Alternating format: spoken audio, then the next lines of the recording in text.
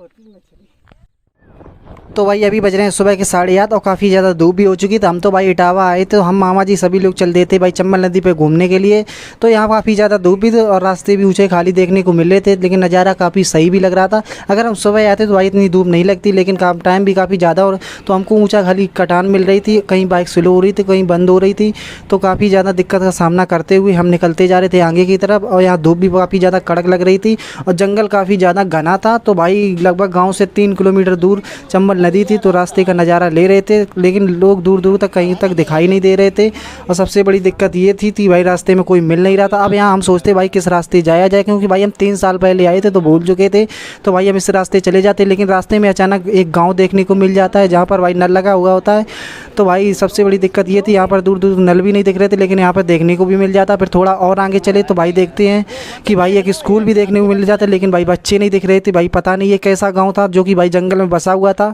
तो अब सोचते भाई इधर जाया जाए कि इधर जाया जाए, लेकिन भाई सोचते हैं अंधा चौकी में। फिर हम लोग सोचते हैं कि इस रास्ते चला जाए। तो भाई जैसे ही हम थोड़ा और आगे चलते हैं 3 किलोमीटर सफ़र तय करने के बाद में, तो भाई हम बाहर आ जाते हैं। तो फिर हम मामा जी को अपनी बाइक को दे देते, हम पैदल उधर आते। फिर मामा जी से कहते भाई तुम आगे आगे चलो, हम पीछे पीछे आ जाएंगे।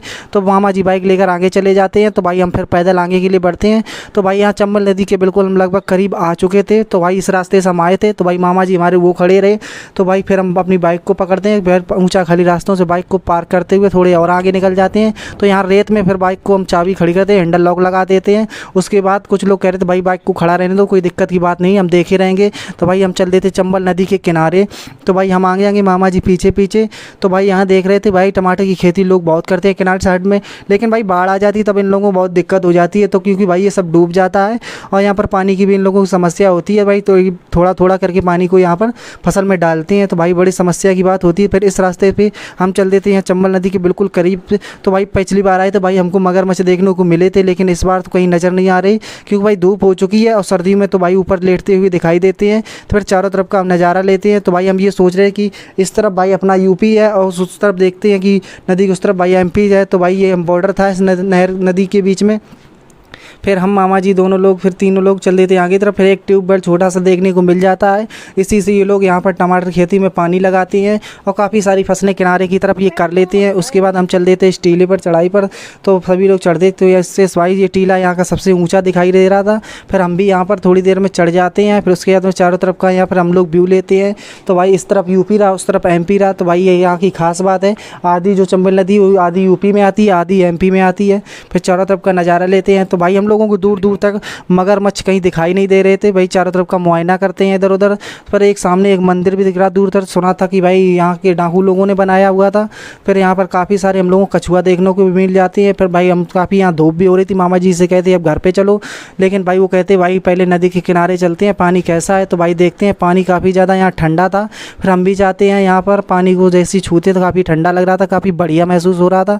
तो वहाँ यहाँ पर अपने हाथ पैर धुलते हैं और यहाँ पर चंबल नदी को यहाँ प्रणाम करते हैं। उसके बाद में चारों तरफ का नज़ारा लेते हैं। फिर कहते भाई अब घर पे चला जाए। और यहाँ पर हम लोगों को प्यास भी लग रही थी, ऊंचा खाली चढ़ाई की वजह से दूर दूर तक कोई नज़र भी नहीं आ रहा था और यहाँ पर धूप भी काफ़ी ज़्यादा हो चुकी थी। तो भाई ये भाई रेत डली थी, इसमें भाई चलने में काफ़ी ज़्यादा परेशानी भी हो रही थी और दूर दूर तक लोग दिख नहीं रहे थे। लगभग टाइम अब 10:30 बज चुका था। हम लोगों को 1-1.5 घंटा हो गया था यहाँ पर आए हुए और भाई काफ़ी ज़्यादा यहाँ पर धूप लग रही थी, गर्मी भी काफ़ी ज़्यादा महसूस हो रही थी। फिर हम अपनी बाइक में चाबी लगाते हैं, अब चाहे चलते हैं यहाँ पर घर पे लिए। तो भाई बाइक बहुत मुश्किल में यहाँ से रेत से निकली।